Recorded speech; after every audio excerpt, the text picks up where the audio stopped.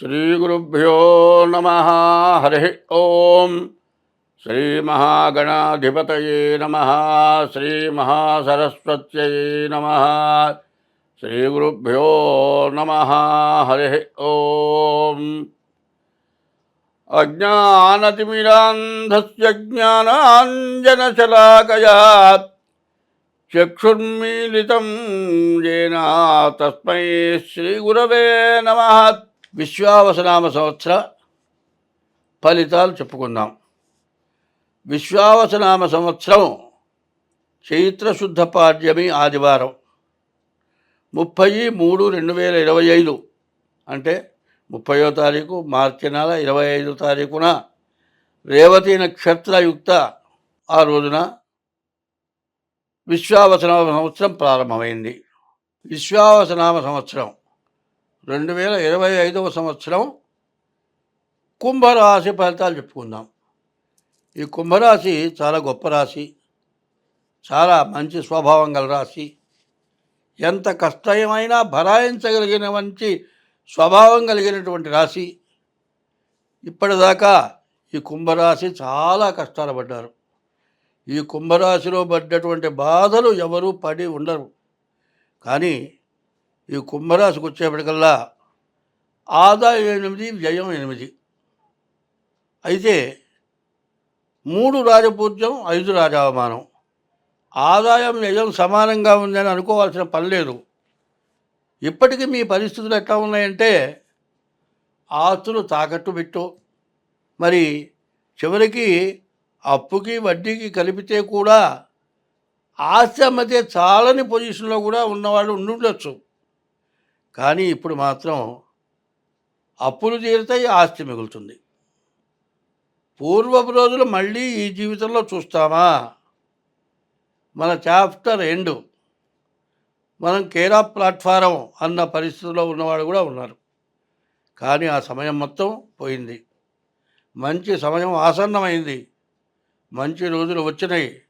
మీరు బాగా బాగుపడటానికి బాగా అవకాశం ఉంది. కానీ గురువు ఒకడు బాగాలేడు. మరి ఈ గురువు బాగుండకపోతే శని బాగాలేడు. ద్వితీయంలో ధనవాగ్విత్తం, ద్వితీయంలో ఉన్న శని అప్పులు తీరుస్తాడు కానీ తినడానికి చాలా ఇబ్బంది పెడతాడు. వేళకి తిండి తినడానికి ఉండదు. తిన్నా కూడా ఉప్పు కారం వేసుకొని తినాలి. అంతకుముందు అప్పులు చేసుకొని పంచపక్ష ప్రవాణాలతో తిని ఉండవచ్చు. కానీ ఇప్పుడు మాత్రం కారం మెతుకులు తినాలి. ఎందుకురా మరీ జీవితం అంతకంటే ఇప్పుడు బాధగా అనిపిస్తుంది. అది బాధ మాత్రం కాదు. బాకీలు చేరితే మంచి దారికి వచ్చేప్పుడు కాస్త కష్టంగానే ఉంటుంది. ఏమండి, విత్తనం వేసిన తర్వాత మొక్క మొలకెత్తిన తర్వాత దాంట్లో నీళ్ళు ఎక్కువ పడ్డాయంటే మాత్రం మొక్క కుళ్ళిపోతుంది. మొక్క ప్రారంభం అవడమే కష్టం. మొక్క ప్రారంభమైన తర్వాత నీరు ఎక్కువ పడకుండా ఏమీ తొక్కకుండా ఉంటే మొక్క కాస్త పైకి దారికి వచ్చిన తర్వాత ఎదురు లేకుండా వెళ్ళిపోతుంది. ఇప్పుడు విత్తనం వేశారు, మొక్క ప్రారంభమైంది. ఈ టైము చాలా మంచి టైము. కాబట్టి బాకీలు తీరుతున్నాయి. తిండి తినడానికి కూడా ఖాళీ ఉండకుండా కష్టపడే పరిస్థితి వస్తుంది. ఇదివరకేమో తినలేకపోయినాము, అప్పుడు ఇబ్బంది పడి అప్పులు చేసి కూడా తిన్నాము. ఇప్పుడు సంపాదించి తిండి లేకుండా పోయింది అనుకుంటారు. చాలామందికి తినేవాడు పనివాడు కాదట, పనివాడు తినట్ట, తినేవాడు పని చేయట్ట. ఎప్పుడు పనిచేసేవాళ్ళు అవుతారు, తినేవాడు కాదు. తిండి కంటే పని ఎక్కువ, పని వల్ల ఆదాయం ఎక్కువ, ఆదాయం వల్ల కష్టం ఎక్కువ. ఇవన్నీ కూడా ఈ కుంభరాశికి ఉన్నాయి.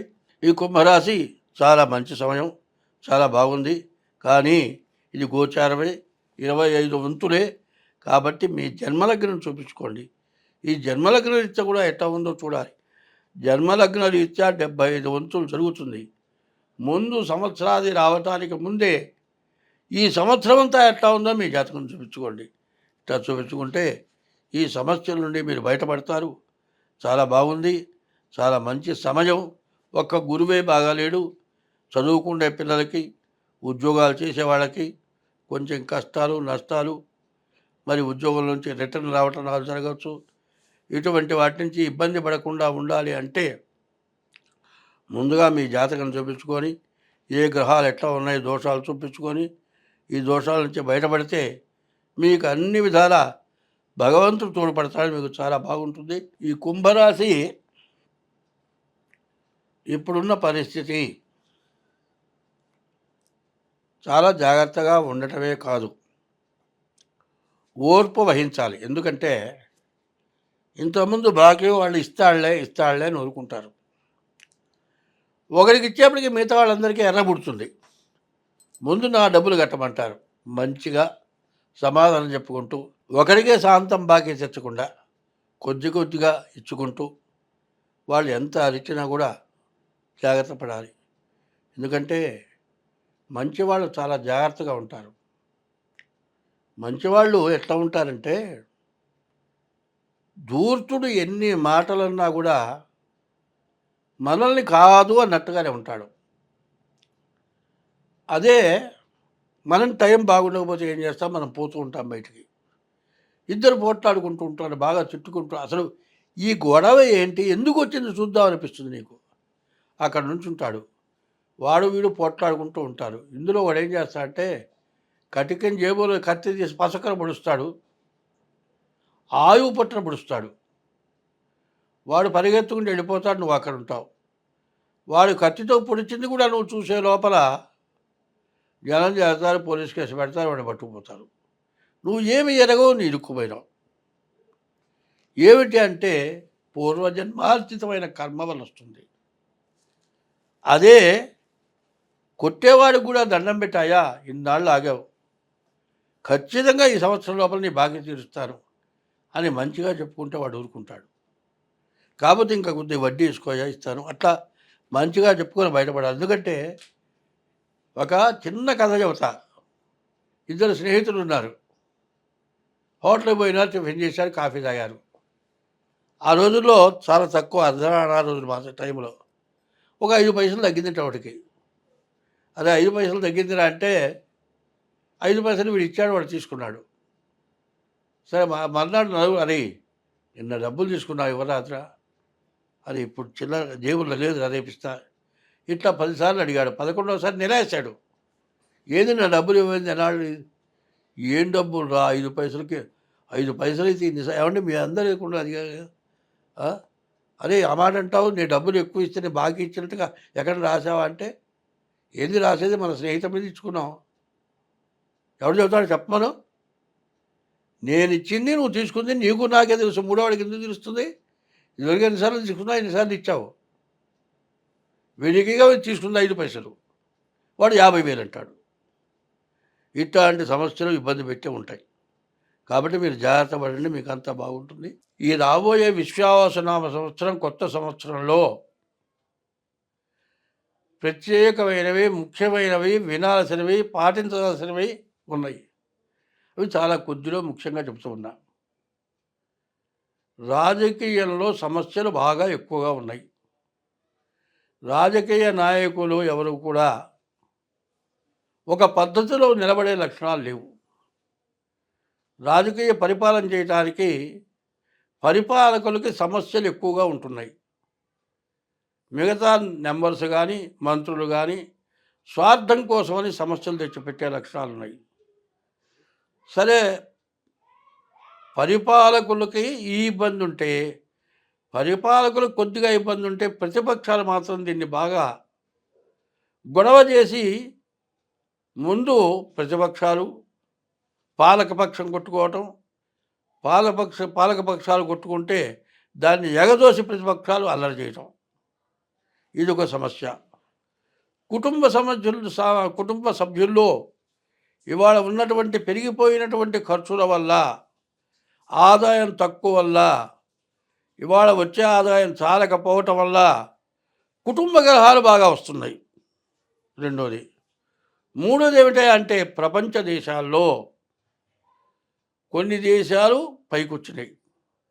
ఆ పైకొచ్చిన దేశాలు తనకంటే ఇంకో దేశం పైకి రాకూడదు కాబట్టి, రాకుండా పోవాలనే ఉద్దేశంతో పైకి వస్తూ ఉన్న ప్రభుత్వాల్ని అణగదొక్కి వాళ్ళే పై స్థాయిలో ఉండాలి అని చెప్పి, మరి తక్కువగా ఉన్నటువంటి వాళ్ళని ఎగగొలిపి బాగా పరిపాలన చేస్తూ పైకొస్తూ ఉన్న దేశాలని అణచివేయటం కోసమై పైకొచ్చిన దేశాలు, చిన్న దేశాలు చేత పైకి వస్తున్న దేశాల మీద యుద్ధం ప్రకటించి అన్ని దేశాలని నాశనం చేయటానికి కాండతో యుద్ధాలు జరిపే లక్షణాలు బాగా ఎక్కువైనాయి. ఇదివరకు మీరు చూచారు. మరి ఏమైంది? అమెరికా, రష్యా ఉన్నాయి. ఈ రష్యా బాగుంటే ఒకప్పుడు కొంత విడబడది. తర్వాత మరి రష్యాలో ఉక్రెయిన్ అనే ఓ భాగం దాంట్లోది. సరే, వాళ్ళలో వాళ్ళకి తేడాలు వచ్చి గొడవలు పెంచుకోవడం ఎందుకని వాళ్ళు విడబడిపోయినారు. సరే, వాళ్ళలో వాళ్ళకి మళ్ళీ ఏదో కొద్దిగా గొడవ వచ్చింది. అయితే ధర్మంగా రష్యా విడగొట్టినటువంటి ఉక్రెయిను రష్యాని అణిచివేయాలనే ఉద్దేశం దానికే కలిగిందో, వేరే దేశాలు వాళ్ళని ప్రగల్పుతే వాళ్ళ ఎగ్గులిపితే వాళ్ళు యుద్ధానికి దిగారో తెలియదు, కానీ అది పెద్ద యుద్ధం జరిగేది, ప్రపంచ యుద్ధం అవుతుందేమో అనిపించే పరిస్థితి వచ్చినప్పుడు ఉక్రెయిన్ సర్వనాశనం అయిపోయింది. ఇప్పటికీ ఇంత జరిగిన తర్వాత యుద్ధాన్ని ఆపటానికి కొన్ని ప్రపంచ దేశాలు పట్టుబడితే యుద్ధం ఆగింది. కానీ యుద్ధం జరిగింది, తర్వాత రష్యాని నష్టపరిచింది, ఉక్రెయిన్ నష్టపడ్డది. కానీ ఈ యుద్ధంలో కొన్ని దేశాలు మాత్రం బాగుపడ్డాయి. ఇట్లాంటివి చాలా జరగటానికి ఇప్పుడు బాగా అవకాశాలు ఉన్నాయి. ఇది రాను రాను ఉన్న ప్రపంచ దేశాల్లో సగం దేశాలు ఒక భాగం, సగం దేశాలు ఒక భాగం కనుక అయినట్లయితే ప్రపంచ యుద్ధం తప్పేటట్లుగా లేదు. అట్లాగే కుటుంబ సభ్యుల్లో సగం అటు సగం ఇటు అయితే కుటుంబం విచ్ఛిన్నం అయిపోతుంది. మన భారతదేశంలో పరిపాలకుల్ని అణచివేయటానికి ప్రతిపక్షాలు ఇబ్బంది పెట్టడమే కాక, పాలకపక్షంలో ఉన్నటువంటి కొంతమంది మంత్రులు కానీ నాయకులు కానీ వాళ్ళ స్వార్థానికి వాళ్ళకి తగినటువంటి ఆదాయం లేకపోవటం వల్ల పాలకపక్షంలో రెవల్యూషన్ వచ్చి పాలకపక్షాన్ని పనియటానికి ప్రయత్నాలు జరిగి ఇట్లాంటివి రకరకాలైన నష్టాలు రావడానికి బాగా అవకాశం కనపడుతోంది. కాబట్టి ప్రకృతి విపత్తులు బాగా రావటానికి, విపరీతమైన వర్షాలు, విపరీతమైన ఎండలు, నదులు పొంగటం, మునిగిపోవటం, మరి పంటలు నాశనమైపోవటం, తినటానికి తిండి లేక ఇబ్బంది పడటం, పండిన పంట చేతికి రాకపోవటం, కష్టపడేవాడికి అంతా కష్టం చేసి పెట్టుబడికి కూడా తగినటువంటి ఆదాయం పెట్టుబడిలో సగం కూడా రాకుండా ఇబ్బంది పడటం, పరిపాలకులు సహాయం చేయలేకపోవటం, ఇట్లాంటి సమస్యల్లో ప్రపంచ దేశాలను కూడా కొట్టుమిట్టాడుతున్నాయి. మన దేశానికి కూడా అట్లాంటి ఇబ్బందులు వచ్చేటట్లుగా కనబడుతూ ఉన్నాయి. మన దేశం బాగా పైకి వస్తున్నది. ఇట్లాంటి టైంలో మన ఇబ్బందుల్ని ఇంకా అధికం చేసి ఇంకా కొంతమంది మనల్ని పడగొట్టడానికి సిద్ధంగా ఉన్నట్టుగా కనబడుతోంది.